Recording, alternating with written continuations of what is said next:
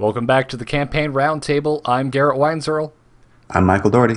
And I'm Kyle Ferguson. And this is the cast where we dive into the depths that is the story of video games. And this is our fifth and final look at the campaign of StarCraft II, Heart of the Swarm. Gentlemen, welcome. It's a fine Tuesday afternoon where I'm going to peel back a layer here just at the top of the show and say we had a lot of technical difficulties getting the show up and running today. And it was one of those times where we were about to go, I'll just open a beer and postpone the show. Yeah, okay, let's do this. Because, man, what a day. What a day. Yep. But we're here. Indeed. And it's all good. And it's working now. The most important thing is it's working now. Yes, so. The show must go on. Yes. Even if the show doesn't want the show to go, I don't know. I guess the computer's not the show, but it's certainly an integral part of said show. But anyways, guys, how's everyone doing? I just beat BioShock Infinite, and I agree with you, Mike. Having now started Tomb Raider, I think I'm liking Tomb Raider better. I really liked BioShock. Save your emails, because we're going to do an episode about BioShock. But that's all I'm going to say for right now. I loved it up until about the last 5 minutes. I thought the ending was a little interesting, so I'm really stoked to dive into that in our first proper season. You know, it's like if only we had a show that we could talk about these kind of games on. I know, right? Right. And actually, you know, now that you brought that up, it's a good point that we should probably mention right now, is that this is our final episode for Heart of the Swarm. I think we're going to take a 1 week break, and then we're going to come back with our first proper season. The show's going to run in seasons of 10 episodes per season, just so we can allow ourselves a little breathing room here and there. But we have our official schedule for Season 1 of the Campaign Roundtable. So if you want to know what games we're going to cover, well, I've got them for you here. Gentlemen, well, you guys know this. We sat around the table, spitballing ideas like, what do we want to do? This, that, and the other. So these are the games that we're doing. We're going to be covering 5 games in total. Certain games are going to be multiple parters. Some are going to be one-offs. Anyways, we're going to be kicking it off in 2 weeks with Portal 2, which is going to be a 2-parter. So we're going to cover the story of Portal 2 across 2 episodes. And then we're going to hit up BioShock Infinite, which is going to be our longest game. We're going to be taking 3 weeks to cover the story of BioShock Infinite. Which is good, because that game is definitely something that happens in thirds, story-wise. Oh, it is a meaty beast. I'm really stoked. Then we're going to go back in time a little bit, no pun intended, with Prince of Persia: Sands of Time. I'm actually really excited. Yeah, I'm looking forward to that too. I have not played any of the newer Prince of Persias at all. Like, I played the old 2D one, and that was it. Gotcha. Yeah, Sands of Time is one of my favorite games of the previous generation, so I'm kind of stoked to get into that. Then we're going to do a one-off, which will be Dear Esther, if that's how you pronounce it correctly. It's weird. It makes you sound like you have a lisp, regardless of how you're supposed to say it. And then we're going to close it out with a 2-parter. We're going to be covering Tomb Raider as the last 2 episodes of Season 1. So, anyways, get your emails in for Portal 2 if you have something to say on that. If you want to play along, we'll be doing the first half of Portal 2 on the 30th of this month will be the date we record that. So shoot those emails to campaignroundtable@gmail.com and weigh in on the conversation. All right, guys, now that the announcements are out of the way, let's get into this. We are here. We are at the end of Kerrigan's campaign, maybe. And we're going to be talking about this Terran space missions. This is wonderful. If again, to show you how the sausage is made for our show notes, we do planet, and then what planet it is. And, well, this isn't a planet. It's space. Space planet. There you go. What kind of planet is it, Mike? Space planet. There you go. But yeah, no, this is the Terran space missions. And some cool, different mission types that we haven't really seen, especially the battlecruiser one, but we'll get into that. So this is basically after we find out that Jim Raynor is alive. So way to go, Mengsk, by the way. Hey! Raynor's alive. Don't try and rescue him. Wink. It's just like, what do you think she's going to do? She's an all-powerful being with an entire race at her disposal. I dare you, What Kerrigan. the crap was that slow-speaking Tennessee wannabe jackass doing? You know, they're lucky this is a video game, because I've tried to pull this sort of thing on my players in Dungeons and Dragons, where you go, no, he's dead. Yeah, I'm a badass. I'm the badass bad guy. I killed the only hope of ever saving the world. Right. See ya. And of course you didn't. And players know that you didn't. I mean, anyone walking in this game believing from the very first news transmission that that was true is foolish. They enjoy every M. Night Shyamalan movie that ever came out. Yeah. Well, I mean, that's really kind of like movie speak. If you didn't see it, it didn't happen type stuff. They didn't show a bullet going through his head. It didn't happen. I mean, movies and comics, especially comics, really. So No Country for Old Men is a movie about nothing happening? It's worse than that. Hate that movie. You don't have enough time for me to display my level of hatred for that movie. But if you don't show it, it didn't happen, then that is truly a movie about a really old Tommy Lee Jones talking at no one at his kitchen table. Yep. So, way to go. So okay, I'm glad you had a dungeon master tale to weave us there, Kyle. I'm always every show I go into with you, I'm wondering how is he gonna weave Dungeons and Dragons into this. I always try, but people don't fall for this. You surprised me last week on Starcast, man. You made a football reference and it actually worked. I know, that was weird. I'm still recovering from that. Yeah. And to stop working out for a bit, I was like, oh, I'm just going too far. Yeah. Anyways, our first mission in Terran Space is with friends like these. Basically, Team Zerg sit this one-off side mission out and let the crew from Wings of Liberty have some fun. This involves Mira Han, which is Matt Horner's estranged lover, or lover wannabe. I can't figure it out. Did they ever have a thing, or does she just really want there to be a thing, and he doesn't want anything to do with it? I think she just likes pushing his buttons. Gotcha. By the way, I know I think all three of us played through the Wings of Liberty campaign right before Heart of the Swarm came out. Yes, no? Mm-hmm. Okay. Was anyone else like, yes, Mira and Matt, time for some good old, much-needed comic relief? A little It was bit. getting a little tense, yeah. Yeah, I mean, especially if you come into this out of Skygar, which is how I did my playthrough. So, Yeah. Well, if you go through the unit portraits, Mira's portrait says Mira Horner. oh, Well, they are married. Like they say that in the first one. Like they got married in like a poker game or something like that. There you I go. missed that. So Okay. so Matt was. That's why Matt's so uncomfortable. It's like he's married to her, but he doesn't want anything to do with her, and she's just gonna keep poking him about it like constantly. Oh, I did not know that. Okay, so a little like Mrs. Reynolds from Firefly type thing. Like, oh crap, I didn't know I got married. Oh, well done. Okay.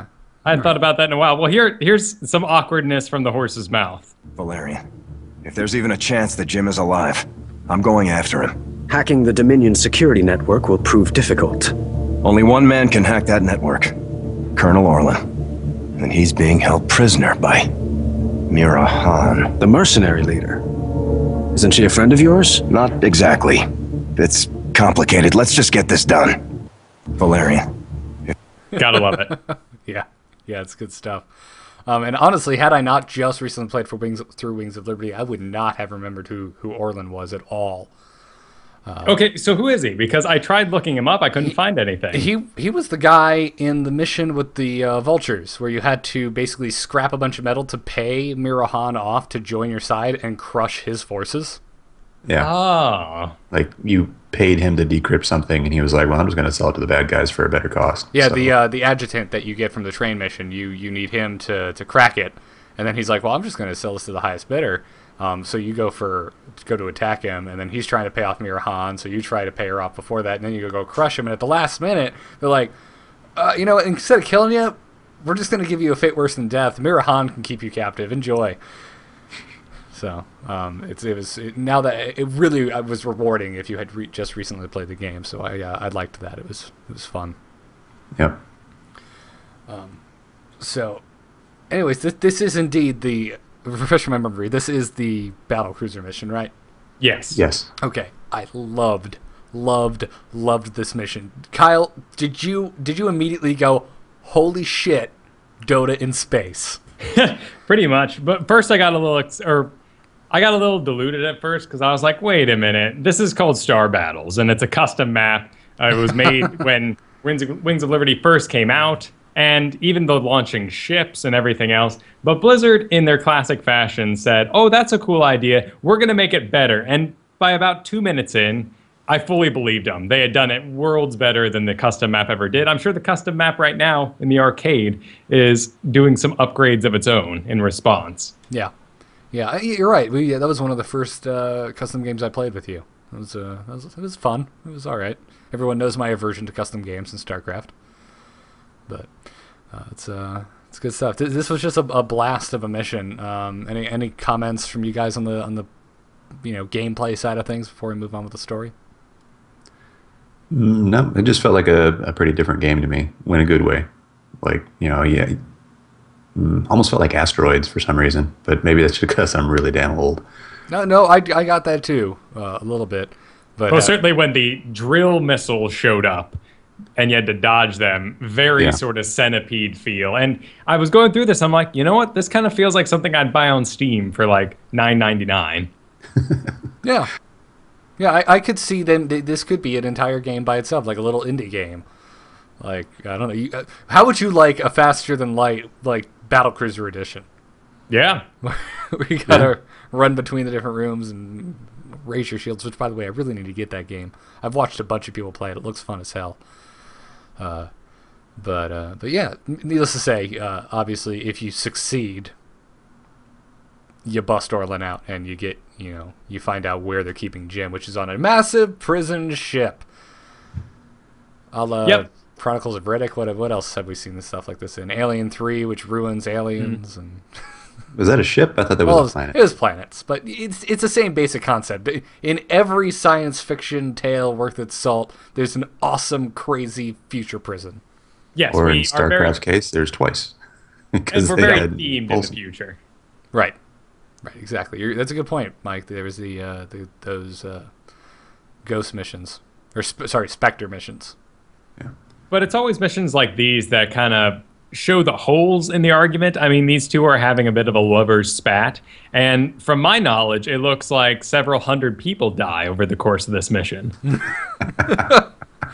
Well, that's the RTS genre in general. You kind of just...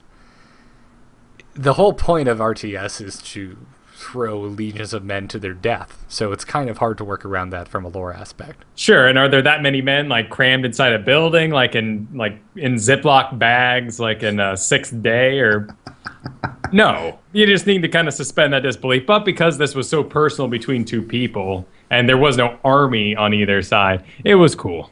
Yeah. And of course, while you're going, Valerian's like catching wise to the drama going on in the background. I think this is my favorite quote of his. You've destroyed my base and captured my heart all over again. She is very strange. Please, can we just take Colonel Orlin and go? I really like Horner. Anyway, I'm assuming we all have that friend that's just a little too buttoned up. Yeah, he's a perfect straight man. Yeah. It's great. It's wonderful. Anyway, so we find out where Jim's being kept on the giant space prison, and we move into the mission Conviction, which is where we board the space prison thing, the prison ship, and try to bust them out. The only thing that was missing from this for me was like a Sean Connery look-alike or sound-alike, and some rock references. As long as we don't have to... Those horrible needles that you have to put in your heart. Jeez. You know what? I am horrified of needles, but I will take that over my innards melting any day. Well, yes, naturally. Yeah, I like my innards. They're a little necessary. Now, we're definitely approaching the end of the game here because this mission is fast-paced, don't stop. You need more units because here they are, through the wall. Mm-hmm. Yeah, it's in a constant flux of exploding. And I love those worms that just, bam, knock in walls and crap out Zerg. Yeah, apparently the Leviathan's tentacles, while also being giant pokey sticks, are also Nidus worms. Yep, because they were in a board meeting and they were like, hey, how can we make the Leviathan more awesome? Nidus worm arms. Thanks, Kyle. Who let you in? That's a total Abathur thought. Yeah, exactly. And as we know, Kyle Abathur, one of the same. Yeah. Zerg Wizard. But you know what? That Leviathan still doesn't have an awesome bar with a dancing night elf in the back or an arcade machine. No, if we're going to compare what was the cooler lobby to hang out in, Wings of Liberty wins. Sure. And actually, by this point, it was a little depressing because our main lobby sitting there in front of space in these missions, which is kind of cool because you see like this spit shield build up as the Leviathan opens its mouth to show you the view. Yep. So we know that not the only thing keeping us from utter destruction of boiling blood is a bit of spit. Yeah, spit bubble. But also, it's so full of characters now that sadly, there's not that like random roach coming in being like, and giving a nice holler. Or I really liked the banelings wandering through. Early on, that was such a cool place. And I love all the characters, but it was a shame to have that stop. Yeah.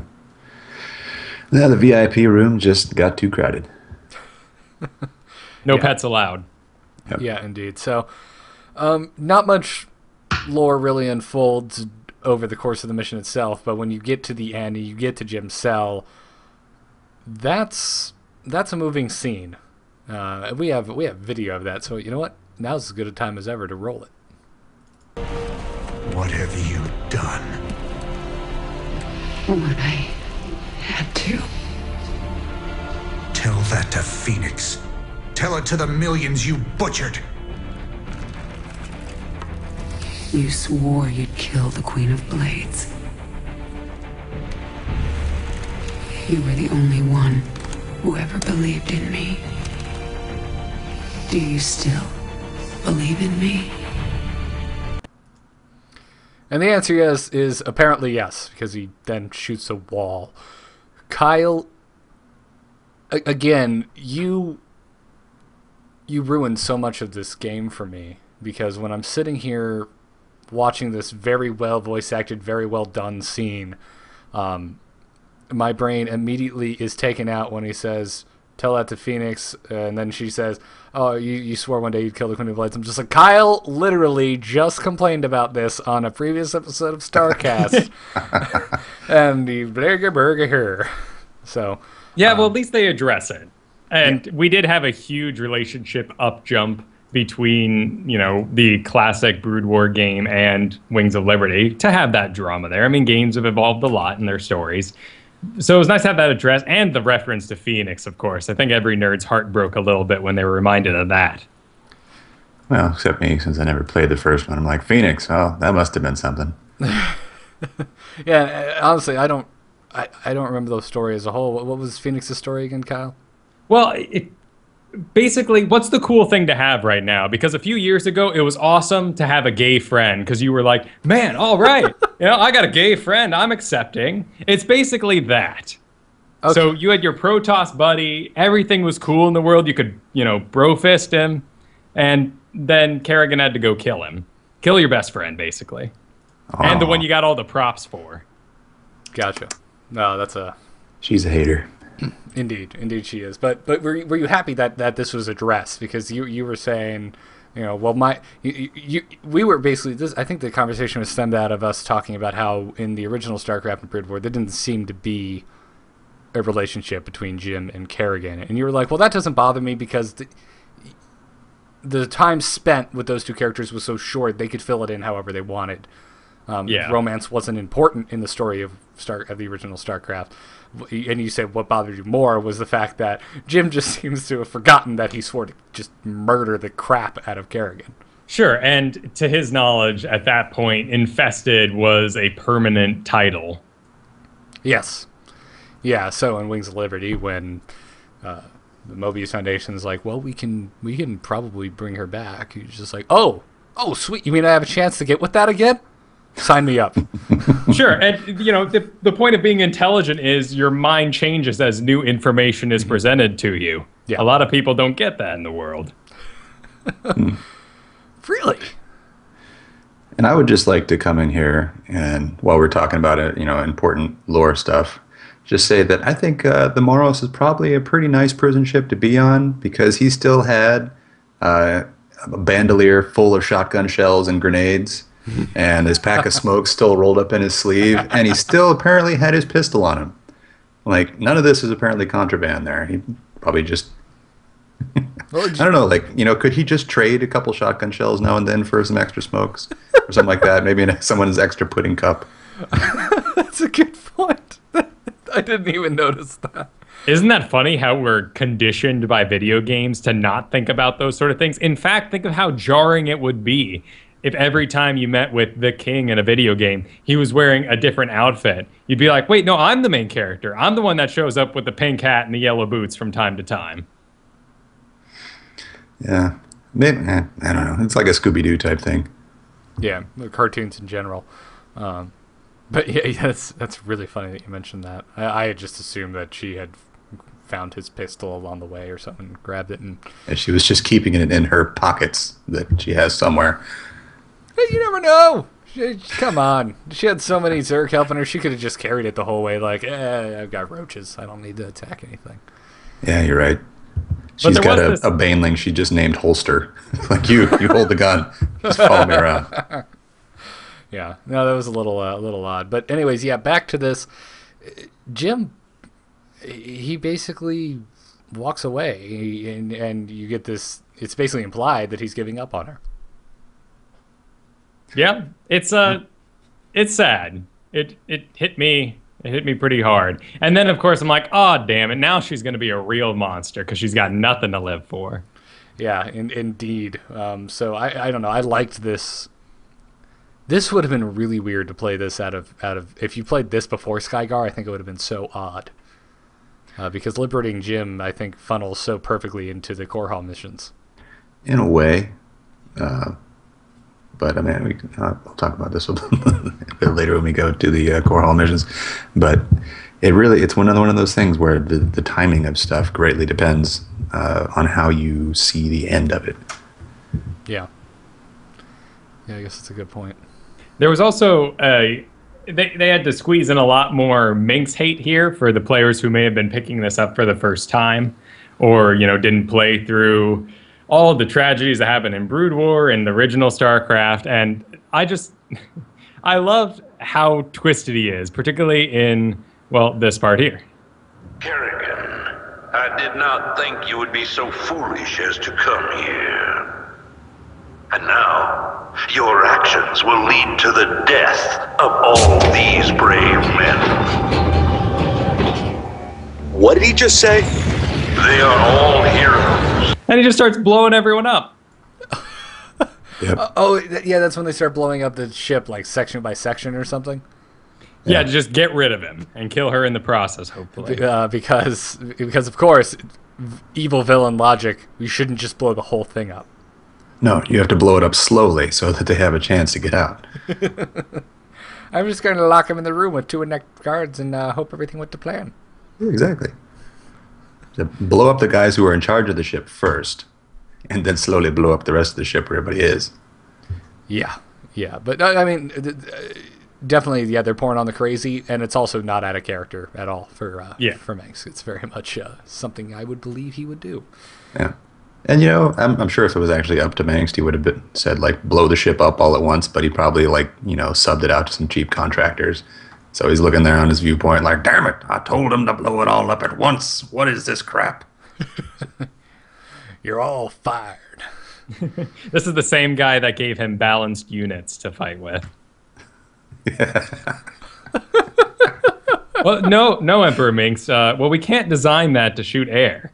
No, I know Marauders are great, but it can't be done. That would be a really good sketch. Like, Arcturus Mengsk and David Kim have a discussion. If you're not a fan of pro StarCraft, David Kim is like the lead balance designer for the game. So, anyways, let's get into the final planet here. We finally get to take the fight to Core Hall for the first time since going there with Tychus and the giant Odin. And as soon as you show up, floating outside the planet is a delightful nerdgasm of the original satellite dish that floated in the background of your StarCraft 1. I totally did not notice that. And you had to click it, and that's when it went to multiplayer, and it just, I clicked it, and ooh, another message from Mengsk, but who cares? Like, that's awesome. I did not notice that. Huh, that's really funny. Well, chat room makes a good point. Mengsk still has Warhounds, Kyle, so I don't know how balanced it really is. That's true. That's true. We didn't have any mech units, so he was making the first mistake there anyway. Okay. All right. There you are. So, anyway, yeah, hell is broken loose. I mean, it's just as you're orbiting Core Hall, you're watching like all these pods go in, and half of them are just getting blown out of the sky. Such a cool freaking ending to the game. So the first mission is Planetfall, and this is where you've got to push through the orbital to gain a foothold on Core Hall. So we got another mission where we get the control care again. This is nice. I like playing her. She's overpowered as all get out. Yeah, especially by this point. Yeah, big time. So you got all the awesome stuff. Mike, you want to restart your camera? You are frozen in an awesome smile. Well, I mean, it's better that way. Anyway, back to the mission. So I enjoyed this one because this is the first mission where I personally made Broodlords, so I was having a blast. Those would have been most helpful. I, however, went with Vipers, thinking, I need to learn how to use these. But in the campaign, there's no point to use Vipers in the campaign. Really, there wasn't. I mean, it was the same reason why I picked the Torask upgrade for my Ultralisk over the Acid one, because I know esports too much. One required clicks, one was a passive ability. All right, I'm going with the passive. But I would have loved to, been a new player, been playing on easy, and had an Ultralisk where I'm spamming that Baneling explosion off his back. All right, fair enough. I was trying to think of it. Oh, and the other one, I just had a blast spreading creep on this one. That was really fun. But not too much going on here story-wise. Basically, we bust down the gate and we get in. Yeah, and you had to bust down. You had to protect your pods while they are landing, which was kind of hard for a bit. And then you had to bust down the final gate. But along this way, there were 3 additional gates that you could do as the bonus missions that let all the other various factions that you're with pour into the city, which was neat. I don't know if this actually has an effect, though, because I know in later levels, other gates reopen, and there were 3 gates in this, and later level 3 gates. If you did this, did that not happen? Oh, I don't know, because I got all of them open. Exactly, because I'm too good at the game. What can I say? Yeah, Kerrigan gets levels. I need to do this. And this was also the first mission you got her ultimate ability for. Oh, which one would you guys pick? I totally went with the Leviathan with all the sticky sticks. Oh yeah, but this was okay. No, you're right. This was the first one. Yeah, no, I totally played Leviathan. I went with the Primal Drop, which was amazingly awesome. Of course. Was it? Okay, all right. Just to be able to instantly call in a Leviathan though on the spot was so wonderful. Like at that point, it wasn't even a matter of like, I need something that's going to be helpful. I just wanted something that was going to be the most ridiculous thing possible. And that was totally it. Yeah. And what's even funnier is I completely forgot to use that ability on this mission. I didn't use it until the following one, Death from Above. Which I guess let's go ahead and talk about. This reminded me a little bit of if you took the air mission in the end of Wings of Liberty. Yeah, me too. Especially if you had the Leviathan upgrade and you could spawn a Leviathan. So it was more like you were playing the bad guy on the air mission. But this was a fun damn level. This is the one where you jump back and forth from playing as the Haka because the side disruptor field is up, right? Yeah, it was a really cool use of him because he's on your ship for this whole damn thing, and Stukov's proven himself, and Zagaro's always calling in with something to say, but Dahaka hadn't been up to anything. And finally, his moment comes when they have a psi disruptor, which is throughout all of StarCraft been a big anti-Zerg weapon. In fact, you could get it in Wings of Liberty. One version of it mind controlled the Zerg for you. The other one massively slowed them down. And of course, over the course of campaigns, has scrambled their brains. Mm-hmm.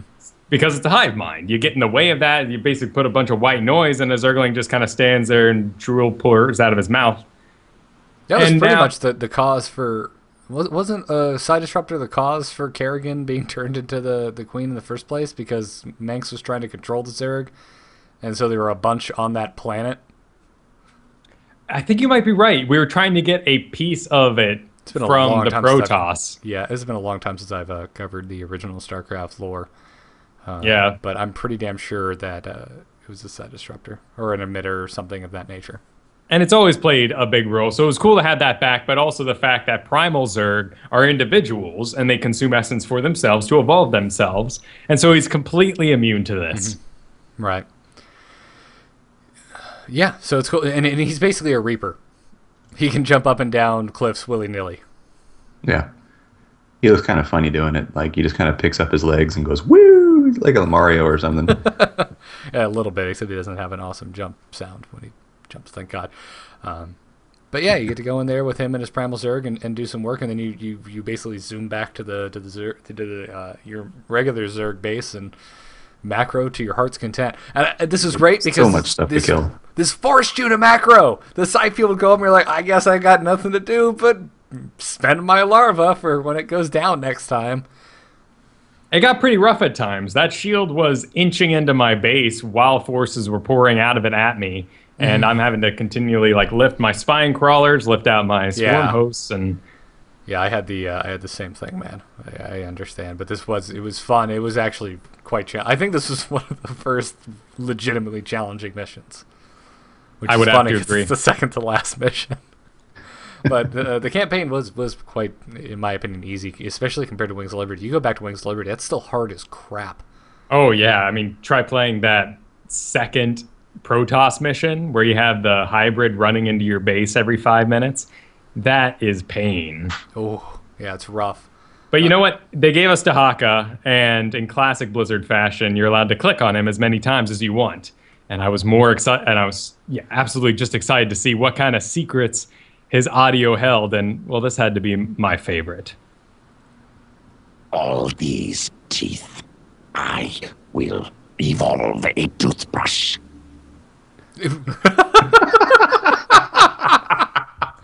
Oh, that's great. I hope Blizzard never stops doing that. I hope Titan comes out and that kind of shit is still in the game. Yeah.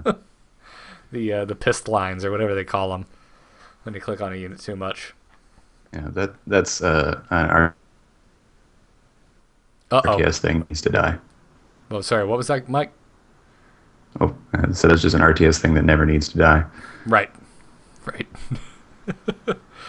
So, anyways, you succeed, and then you get to go to the final mission. You get to take the fight to Mengsk's doorstep. By the way, Mengsk is hard to say in a plural or possessive fashion.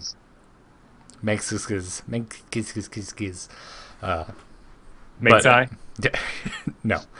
Anyway, the final mission is the Reckoning. And this is it. So you're assaulting the Imperial Palace, which is that giant metal pyramid that Mengsk has constructed. And what are your guys' thoughts, just from a gameplay perspective? Because I honestly was a little let down by this last mission. Really? Was it because that it was just a classic build yourself up and go as far as you can? I think it was because I had just recently played the Wings of Liberty one, and the final Wings of Liberty mission is just badass. You're also playing on the defensive for that. Right, and I think it's setting to Char much more badass than Core Hall. Yeah. Well, and this also felt very similar to, I think, the last mission where you're on Core Hall in Wings of Liberty, where it's just, buttload of bases around, take them all out, and go beat down the door of wherever you're looking to go to. And it's definitely my favorite kind of bait in StarCraft. In StarCraft campaigns, usually I get excited for I just get to make a bunch of crap and just kill a bunch of stuff. All right, cool.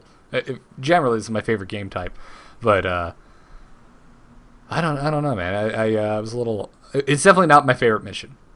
I feel like it was essential, though, because the game was so full of gimmick missions that to not have the final one just be the straight up classic SmackDown would have been disappointing. Okay. All right. Yeah, I was pretty much okay with it. And obviously, fresh off saying I never want to see you again, boom, here comes Jim, like right in the middle of it. Just like, hey, remember all that? Well, never mind. We're going to finish this together. Now, wait a minute. There was an important scene that happened where she was using her psychic abilities to make a phone call, which they did justify with Abathur downstairs. Mm-hmm. She was like, well, what, can't we hack? And he's like, no, we can't hack. That's complex. It takes computers. But making a phone call, that's no big deal. Go ahead, Queen of Blades. At any rate, she's calling up Valerian, and Valerian's like, let the civilians out. We're going to try to evacuate people. Oh, that's a good point. Yeah, that's before the very first mission. Yeah. And she's like, I can't do that. You're making things harder for me. Mengsk is going to see that. He's going to see how I'm moving about. He's going to set up tanks where I'm going. And he says, come on, Kerrigan, you're cool, right? And she goes, all right, I'm cool. And Jim just happens to be sitting in the corner to watch this act of mercy. Yeah, where she's finally says, okay, you know what, I'll let them live. So yeah, I think that was kind of the tipping point for old Jim, saying that she wasn't but even a monster. So, like it still seemed like really. I mean, you're going through these missions at this point. You're doing them pretty darn fast because Kerrigan's a beast. Like maybe 45 minutes ago, he was like saying, "I don't like you. We're done," and then all of a sudden he's just like, "Hey, baby." Like, remember all them good times we had? And that's once again like the difference of how you played things. If you had done the save gem and then you went and did Skyger, and that gives him time to cool off and the blah blah blah, and then if he did this, it might feel a little bit more natural, but at least giving him time to cool down and figure stuff out, and not just be like, you know what I said, forget it. But then I would argue that your face off with Narud isn't as meaningful if you've already saved Jim. Yeah. So I mean, it's take your poison. Yeah. I don't. If I were Jim Raynor, and my goal had always been to at the beginning of Wings of Liberty, we come to him and all he's interested in is rebellion, and winning the fight against Mengsk. It's only when the Mobius Foundation gets involved, when Tychus shows up, that he's like, oh, well, now I'm going to go save Sarah. Now that we're in, so now that he's, Sarah's back. So that's what I'm trying to say here, and I'm having a hard time eloquently saying, is that I could see him sitting up on the Hyperion, watching her actually on the cusp of winning. I would think that would speed up his resolve of like, all right, I'm being a whiny little jerk. Oh, come on! You think? You really think he's gonna sit out the chance to kick Mengsk in the nuts? Well, and it's not fair. It's not fair to her because he was consumed by revenge for so long and made Raynor's Raiders hijack the Hyperion, a royal cruiser, from Mengsk to piss him off. And then he gets a whole new goal, gets to reevaluate himself. Kerrigan comes out. She's like, I want revenge forever and ever. And it's understandable why he's mad at her. But also he's got to be like, okay, come on. I just went through this. She's showing some mercy. Clearly she's not going to be a nobody when this is over and just go comatose on the floor. Right. Yeah. Well, like when he showed up, I was expecting him to just be like, look, I'm here to do a job, and that is to kick Mengsk in the nuts. And, you and me are still kind of But he was totally just like, what's up, girl? Well, what would his issue have been? I mean, his real issue is he thought, you're the Queen of Blades again. You're a monster, but she's now been proven that she is not a monster. She's in full control, and she spared the lives of countless innocent people. Yeah, I mean, so just not the ones that she killed. She could have killed a lot more. Way. She could have. I mean, that's once again the StarCraft RTS logic of if you don't kill everybody, you're not as bad as if you had killed everybody. I don't know. Mengsk needed to die. Yeah. And it's just, arguing logic when it's not even really worth it, I guess. Okay. Well, the point is Mike's wrong, and that's the important thing. No, I see where you're coming from. I'm just saying I can totally... I can believe Jim's turnaround because the reason I think he's angry has been disproven. Oh, yeah. Well, I mean, I can totally see that logic too. I'm just, pointing at stuff like. Mike likes to poke things with sticks just to see how annoyed it gets. I do. Yeah. It's great because I live in a state full of alligators. Yeah. Yes, it's a good pastime to have. Ask him about his missing toe. So, if you complete this, you win. You finally won the battle against Mengsk. I was surprised to be here. Well, not surprised. I knew this was coming, but it felt weird as a StarCraft fan. So I guess let's see what happens. Hello, Kerrigan. I've been waiting for you. I'm surprised you haven't tried to escape. Escape? My dear, I'm afraid you've got it all wrong. And, well, he's got the Zelnaga artifact. Yes, he does. In fact, in the first scene where you see him, it flashes from Kerrigan, who's, got her new pet Zergling, and gets her resolve while listening to the radio. And then there's the Thunderstrike, Mengsk's office. And it zooms out, and it's like, does he not have a nice wall? It's got a little scratch in it. What the hell was that? In fact, in that scene, you can see the corner of the Zelnaga artifact. Yeah, and they this show it, but who's thinking to look for? Oh, it's that specific square-shaped thing. Triangle. It could be anything. Yeah, it's easy to miss. And God, I love this voice actor's "my dear" in this scene. Yeah. It is just so sinister. He's got that big old stogie in his mouth when he flips around, doing that perfect lean back. Is that a lighter in your hand? Good God, no. That is a torture device. Please. Click. Yeah, and so she's zapped, yada, yada, yada. And it's great because she's being tortured. Did anyone else get Return of the Jedi chills from this? It's like, this is like Luke on the floor with the Emperor just like cackling like a crazy old man. Boyfriend, please.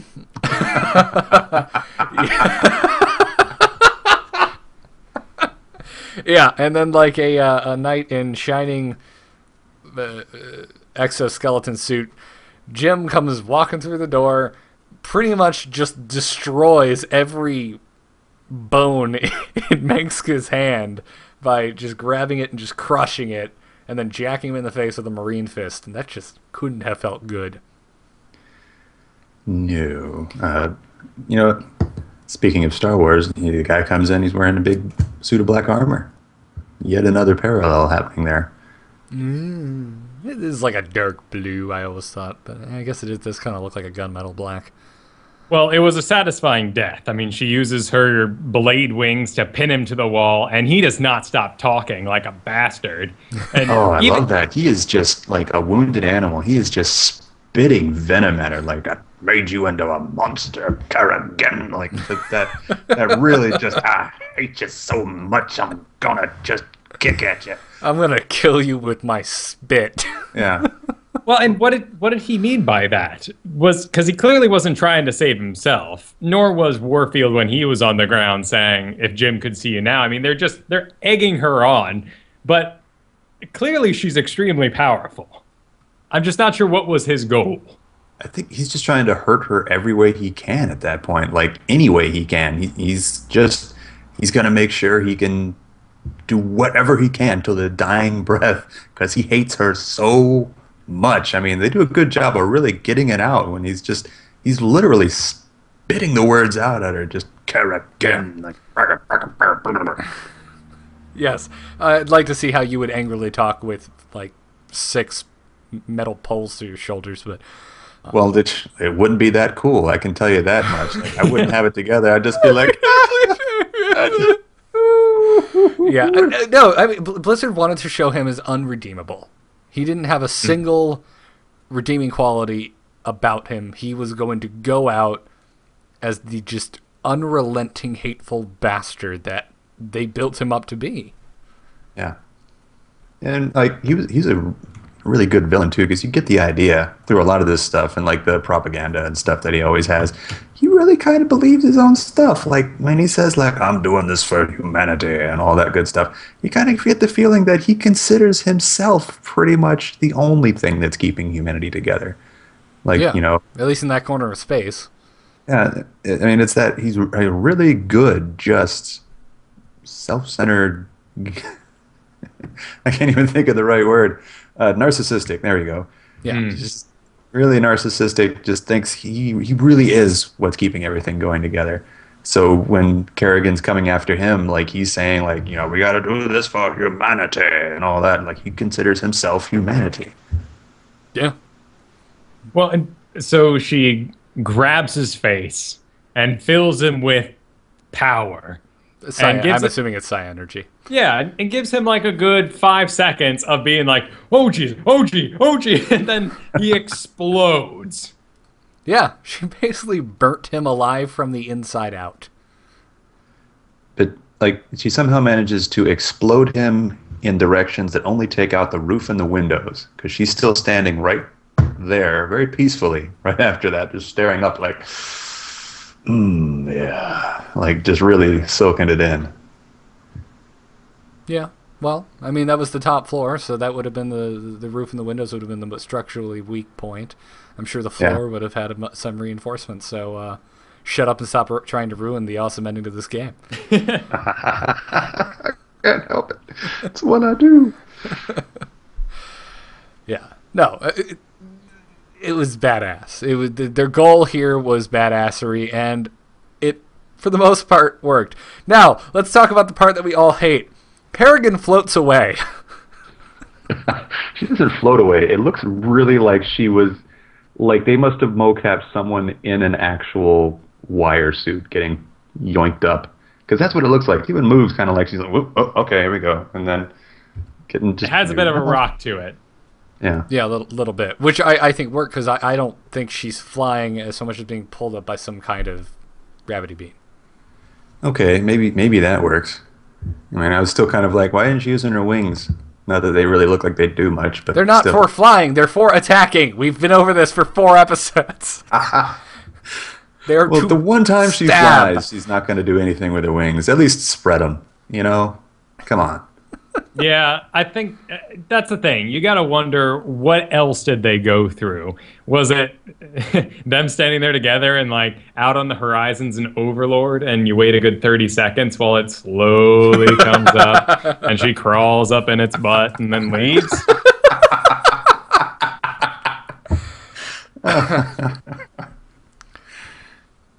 don't know. I think they were trying had to a version where like she evolved some actual wing skin between there and flew off.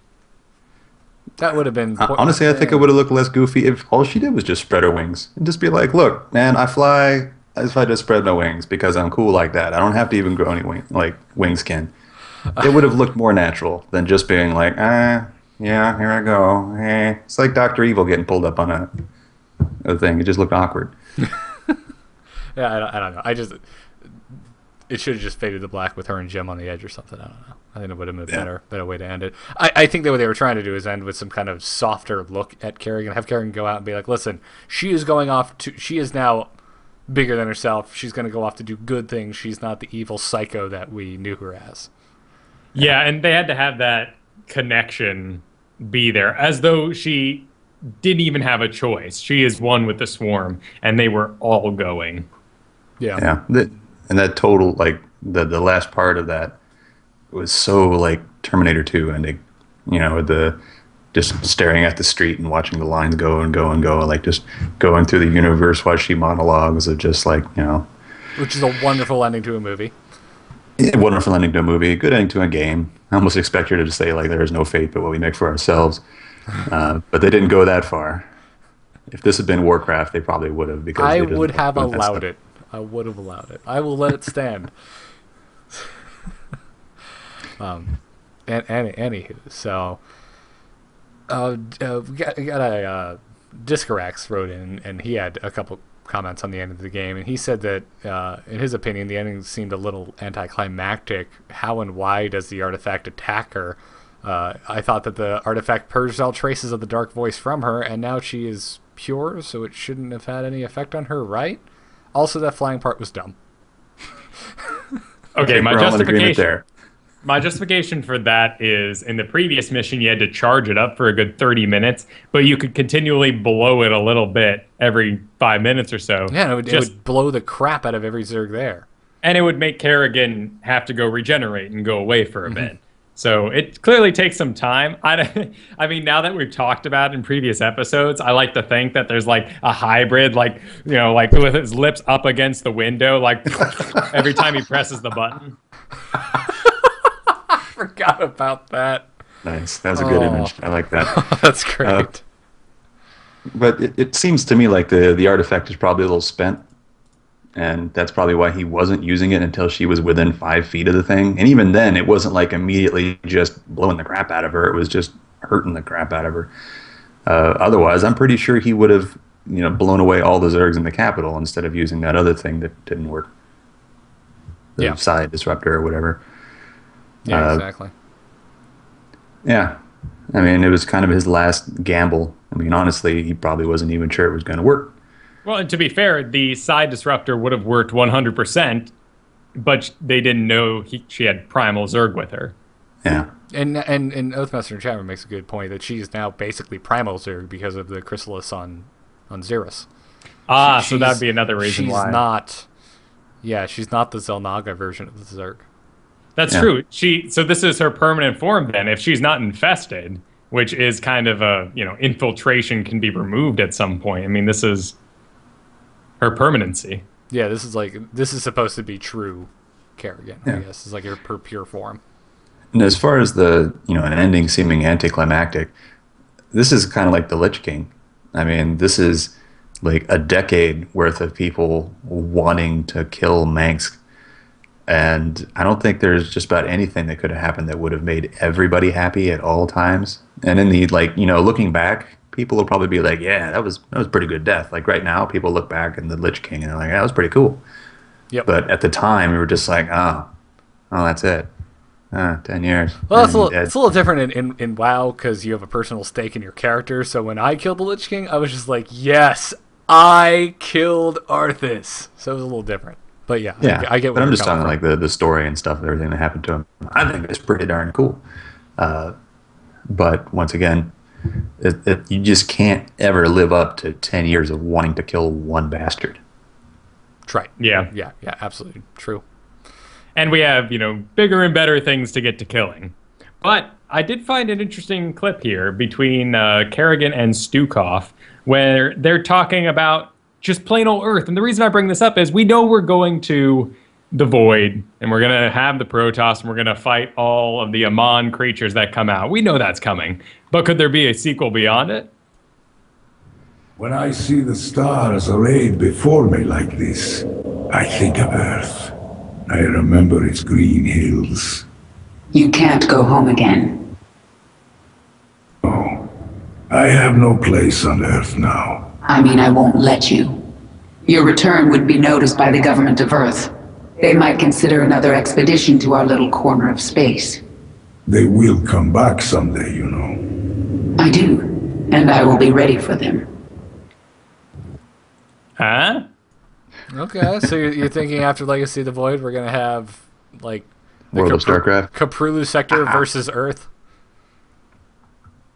It'd be a little strange, yes. Particularly with this now mission to, a whole game personalizing Kerrigan. I mean, the UED were a bunch of bastards, if we remember from the original StarCraft. Mm-hmm. Vaguely. Well, it was very colonial. It was like, hey, we're mining colonies here in the Cthulhu sector, and you just show up and say you own us? Well, no taxation without representation, man. Yeah. So I don't know. It would seem a little anticlimactic after what I'm sure is going to be the final fight of Legacy of the Void, which will be us versus the hybrids. Yeah. But I'm not sure. We'll have to see come Legacy of the Void, which cannot get here fast enough from a lore aspect. I wish they could just be like, here's the lore, we'll get you the multiplayer crap later. Okay. Well, what's your projection for what would happen? in Legacy of the like Void. in Legacy, like just give us a general outline of what you think will be happening. I honestly have no idea what the filler's going to be. It's going to be you're going to play as Zertul. I just know it, and you're going to be.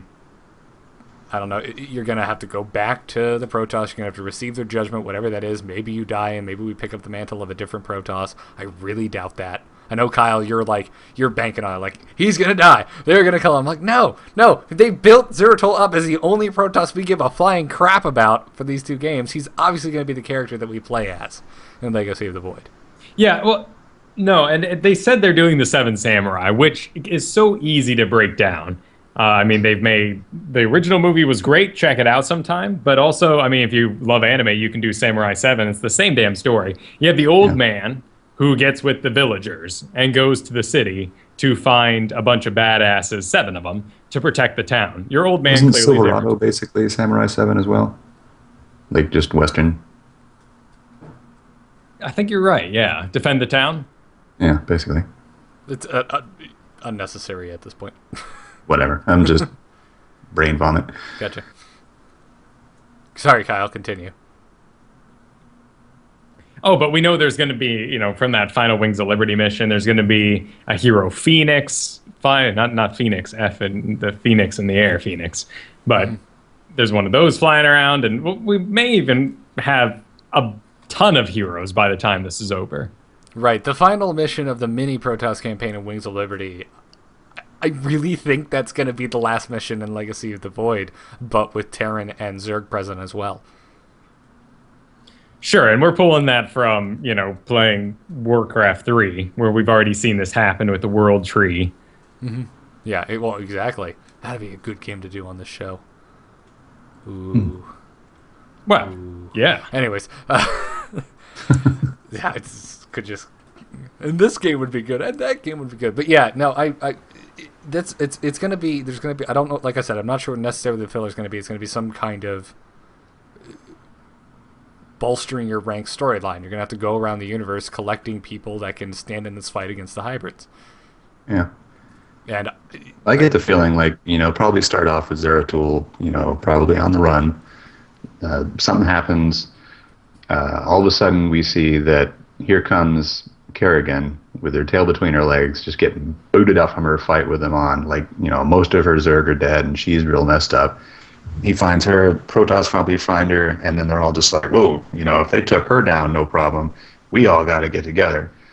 And, maybe some of the other guys in the Protoss, they go off with the Golden Armada and get their butt spanked too, and they come back, and everybody really gets together, and they go around and get everybody.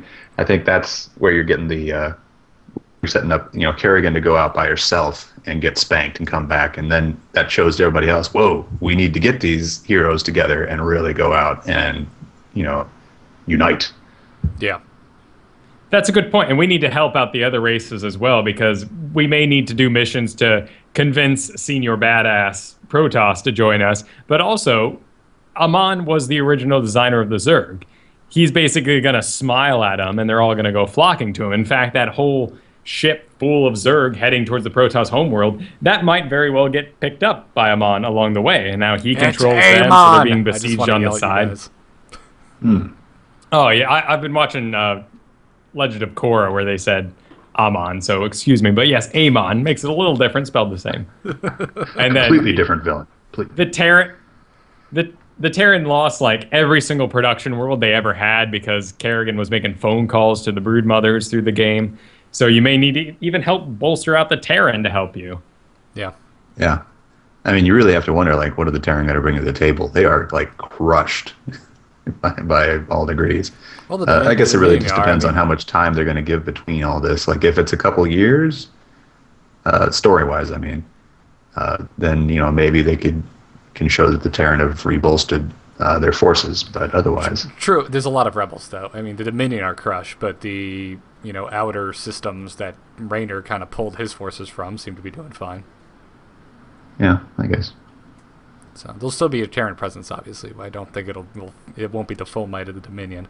We'll just have to see. That's a good point. The time all you need is one SCV and 400 minerals.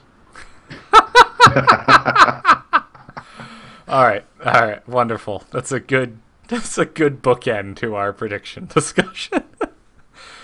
Thank you for that, Kyle. Anyways, so, well, gentlemen, I believe we're at the end. I believe we are. Yep. Yeah. So make another one, Blizzard. Get to it. Yeah, indeed. So anyway, I hope everyone enjoyed our little 5-part look at the Heart of the Swarm campaign here. And make sure you guys tune in 1 week. We're going to take a week off. We're going to start Season 1. We'll be kicking it off with Portal, moving into Bioshock Infinite, and so on and so forth. Send your emails to campaignroundtable@gmail.com to join in on the conversation. And, hey, if you really want to help out the show, we're brand new. We don't have a lot of reviews. If you're listening and you enjoy it, leave us a review on the iTunes Store. It really, really helps the show. So we'd appreciate it. The Campaign Roundtable is a production of amove.tv. amove.tv/Campaign Roundtable is our site. You can subscribe to the podcast on iTunes or catch the VODs on youtube.com/StarcastShow. Show. We moved all of the VODs onto the Starcast Show YouTube because it just didn't make any sense to split subscriptions. So, since they don't let you change your freaking / domain, that's what it's going to be. Catch us on, live Tuesday nights, 6 p.m. Eastern on amove.tv/live.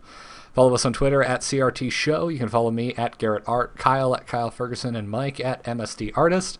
You can go to newmoonart.com for my design work. All the graphics for Campaign Roundtable and all the other AMove shows were done by me. So if you need some stuff done, check it out. And big thanks to our sponsors, doghouse-systems.com. Our code is CRT. It'll get you double memory on your next Doghouse Systems gaming rig, which is what I play every damn game that isn't console only on. And they run beautifully. It chewed up, devoured Bioshock Infinite, and now I'm playing Tomb Raider. And that game is pretty. Oh, man, I love the environments in that game. So, well, if you are going to be joining us for a book club style playthrough of Portal 2, stop at Potato. You know what I mean. Stop when the potato happens. That's a good point, yeah. We're cutting at Potato. So if you played before, you know exactly what we're talking about. And if you haven't played yet, when you start playing, it has spoiled nothing, but you'll get there and know exactly what we're talking about. So I'll keep my eyes out for a potato. I've yet to play Portal 2, except for multiplayer, which is fun just to mess with the other person. We didn't get very far. Yeah. Well, you won't be disappointed. The story mode in that is so damn good. It's so good. All I have to say on that is space. So, I'm in space. I'm in space. Okay. All right, guys. Well, we will see you in a week's time with our first episode of Season 1, Portal 2, Part 1. See you then. Take care.